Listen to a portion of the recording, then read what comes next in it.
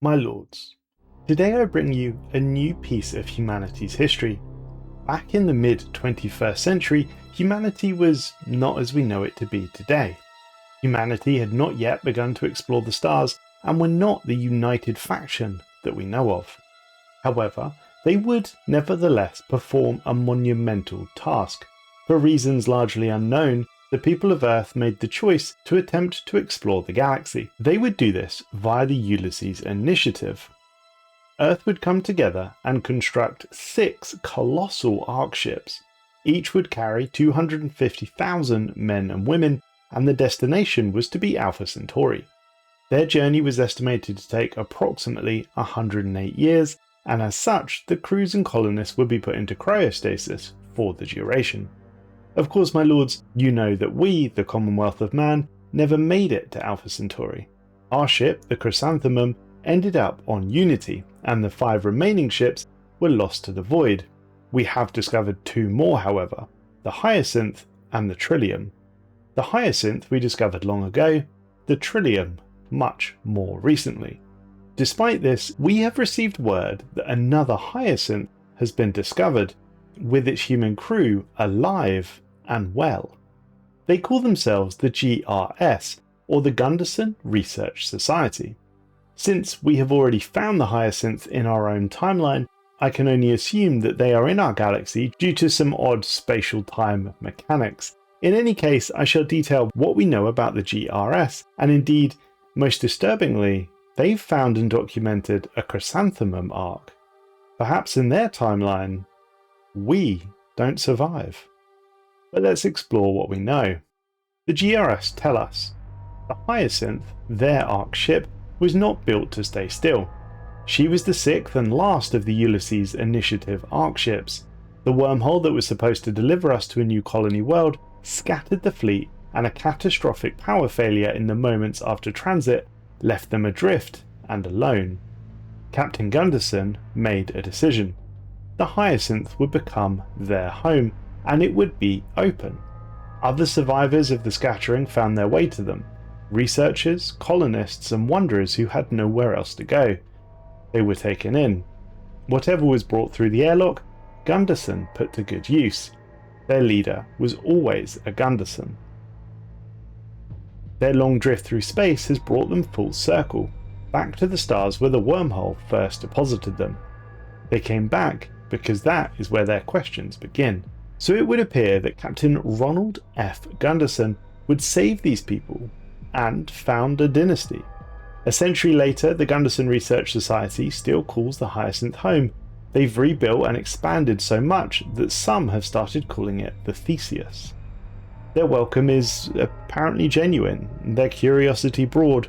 It would appear that the GRS operate an authoritarian but xenophilic government type, while still maintaining a materialistic approach to life.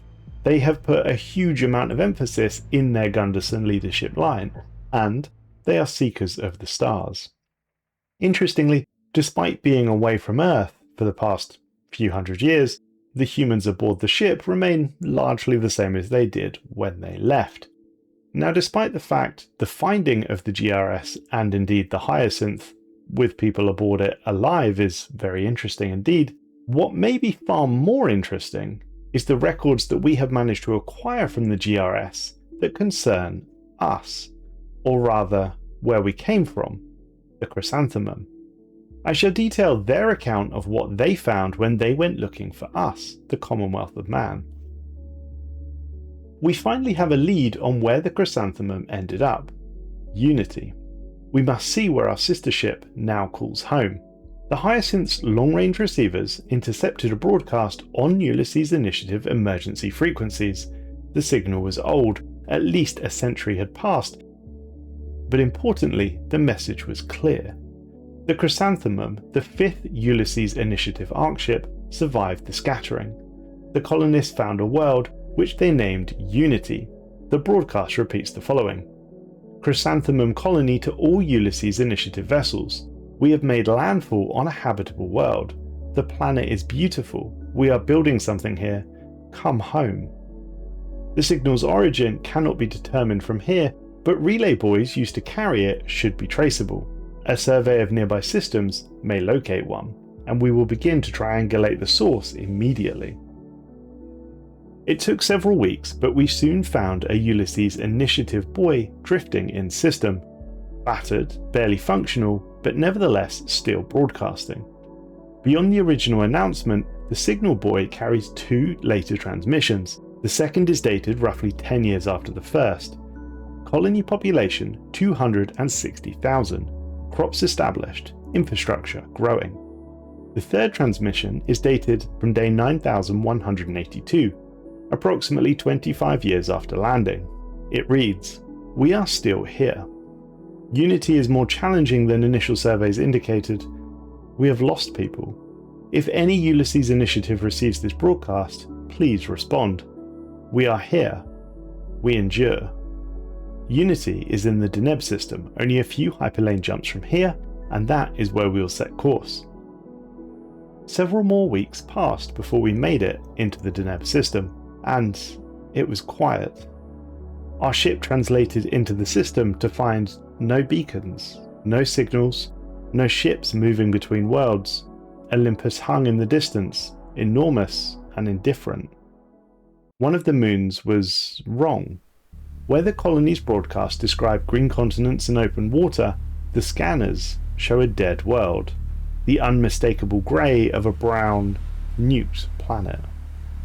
Nothing lives there, and in low orbit, drifting slow and dark, is the Chrysanthemum.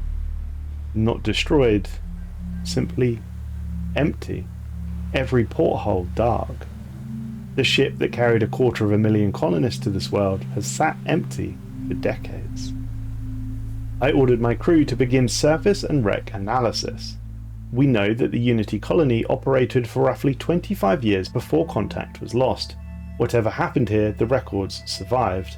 The colony's ARC ship kept logging right up until the end. We found the logs sealed in a subterranean archive beneath vitrified regolith. Day 9251. A new burrowing variant has been identified. The outer perimeter walls are not rated for subsurface breach. Engineering support requested from the Chrysanthemum. Request pending. Day 9389. Outer ring has been evacuated. 214,000 colonists accounted for in underground residential blocks. Some sectors uncontacted. Day 9441. Communication with sectors 7 through 12 lost. Militia casualties 892. Day 9484. Power to sublevel 4 is gone. The team has been asked to stop logging. The archivist declines. Day 514.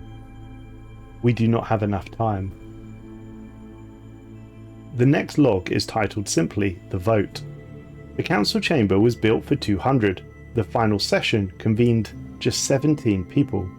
The archivist was still logging. The session ran for 6 hours. 12 votes were cast, 6 for bombardment, 6 against, 1 member abstained, 3 were absent. Their sectors had fallen 3 days prior. The dissenters argued that the evacuation was still possible. The Chrysanthemum could attempt to extract the survivors in cycles before the lower levels were breached. The majority held otherwise. The organism had already reached the lower access tunnels. Any vessel that docked would carry contamination off-world. The choice was no longer between saving some and saving all, but between losing one world and losing every world that followed. Chief of Colony Security, Commander Beauclair, cast the deciding vote. The notion would carry. The colony's charter said majority rules. They had written that charter themselves in the first year, when their future looked very different. The bridge logs begin on day 9516, 2 days after the vote. 11 crew had remained planetside to confirm surface clearance, radiation levels. Population estimates revised downwards, then revised again. Day 9519, bombardment authorized. Day 9521, sector clearance confirmed 40%. Day 9558, Subsurface, sterile. No life signatures detected. Assessment, unanimous.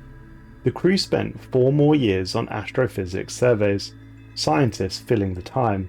The final log we found was dated day 11,204. The officer on watch describes a clear day. She notes that Deneb looks different from this close than it did on approach. The entry ends there. The final entry is merely a timestamp, not an apology or a reflection, just an observation about starlight.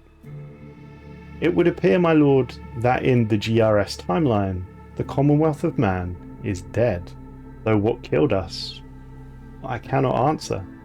We know that in our timeline, we had to fight to take Unity, that this organism that they describe is nothing like what we faced. But given the decision to destroy the planet, what they faced must have been far more severe. Indeed, even more so considering the concern about it affecting other worlds. Disturbing indeed. More so, my lords, given that in our own timeline, we found them dead. It is a strange world that we live in, 2 sister ships, 2 timelines, and in each, both ships suffer a calamity. Indeed, from our perspective, we found the Hyacinth, and indeed for completeness, I'll detail the finding of the Hyacinth from our perspective. We found no traces of the 4 Ark ships that passed through the wormhole before the Chrysanthemum arrived at Unity. One ship, the Hyacinth, was scheduled to make the passage after us, the 6th ship, and the Chrysanthemum's long-range sensors reported a brief energy spike from the wormhole shortly after it destabilized and vanished. Assuming the Hyacinth survived the passage and made it into our galactic neighborhood, the Ark ship has so far failed to establish contact with us. It may be a good idea to search nearby systems for its presence. Indeed, sensors identified 3 nearby systems with signs of advanced alien activities: Cathia, Volmore, and Bragatha. Thus, we set course to investigate. The first system, the Cathia system, sadly there was no sign of the Hyacinth here, but I am pleased to note we identified an ancient storm shelter and a bizarre asteroid which turned out to have been hollowed out and used as a pirate smuggling bay. In the Volmore system, we struck proverbial gold. My science officer managed to isolate a residual ion trail that, upon analysis, was identical to the one produced by the Chrysanthemum's engines. Therefore, it must have originated from the Hyacinth. Although the ion trail was over a century old, my science officer managed to track it on an outbound trajectory towards a previously uncharted star. We have pinged the coordinates back to Unity, and I've been ordered to make haste for this new system. Several days passed, and it is with great joy I am able to write we located the Hyacinth. The great Ark ship is parked in a stable orbit over a barren planet that we have yet to name. Its power status is sketchy at best, its outer lights appear to be working and its rings are spinning, but it's unclear whether life support is active. The ship appears to have no power. Despite this, we are not picking up any distress beacons, and there are no outwardly obvious signs of battle. It doesn't appear the ship was attacked or taken by force, but our hails have gone unanswered. I'm putting together a boarding party to investigate the ship's interior. I will lead it personally, and I hope we find someone aboard. Sadly, upon opening the hatch into the Hyacinth's cargo bay, it became quite obvious what happened here. There were bodies everywhere. Blood stained the walls, and signs of small arms fire was abundant. Many of the corpses were incredibly thin and gaunt. Perhaps they died of starvation. Others, I'm sorry to say, had clear tooth marks on flesh and bone. It was quite clearly to us signs of cannibalism. A terrible way to go. We established from a search of the engineering bay that their drive cores suffered critical damage, though it is unclear if this happened before or after the riot that must have occurred. We investigated further until we found the bridge of the ship. Here we found the ship's captain, Ronald F. Gundersen, who looked as though he had been beaten violently to death. It was a mess. It was from the bridge that we were able to retrieve the ship's computer and recover the captain's logs from the archive. The video is garbled, but the audio still works. Ark ship Hyacinth, ISA 06, United Nations Ulysses Initiative, Officer Logbook, Captain Ronald F. Gundersen. Accessing data. Corruption detected. Attempting repair. 4 log entries recovered. Log 1, mission date 345.5. We are 2 months out of Earth and proceeding on course. Things have gone smoothly so far. The colonists are fast asleep, and Dr. Colbeck has reported strong vitals across the board. Our journey has taken us beyond the outer planets, and we are now approaching the Oort cloud. We will soon reach the subspace phenomenon, this wormhole that the other Ark ships have already entered. I've made reservations about the wormhole travel known in previous log entries, but we'll know if this works soon enough. Log 2, mission date 387.2. We made it. Astronavigation is still working on getting a fix on our position, but judging by the stars outside, I think it's safe to say we're not in Kansas anymore. Unfortunately, the Hyacinth has suffered a major engineering casualty that has resulted in the complete loss of power, and we are running on batteries alone. Dr. Colbeck informs me that we may need to begin waking up the colonists. I'm on my way down now to see what is taking so long getting the reactor back up and running. Hopefully we can get underway soon and begin searching for our sister ship, the Chrysanthemum. Log 3, mission date 422.7. The situation, I'm sad to report, has only gotten worse. There is no longer any realistic attempt of restarting the reactor. The last of the Hyacinth's power reserve was spent in our attempt to reach this misbegotten system. We hoped to find someplace habitable to set her down, but sadly, there was no such luck. We have enough juice in the batteries to keep life support going for a few years, but with 250,000 colonists up and about, the food supplies won't last a month. I've called a meeting with all departments. We need to come up with some sort of plan. Log 4. Mission date 459.9. This will be my final log. My bridge crew is either dead or missing, and a group of colonists are trying to force their way onto the bridge as I speak. Our main food supplies ran out weeks ago, and there are reports of cannibalism. I managed to hide a small stash of food for the crew to try and keep the old girl running a little while longer, hoping for some sort of miracle, I guess. But when the surviving colonists found out, they're through the doors. Back, damn you.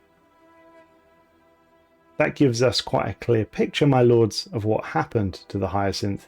Indeed, at least in our timeline. Had her circumstances been different, perhaps she would have turned out as the GRS. Perhaps not.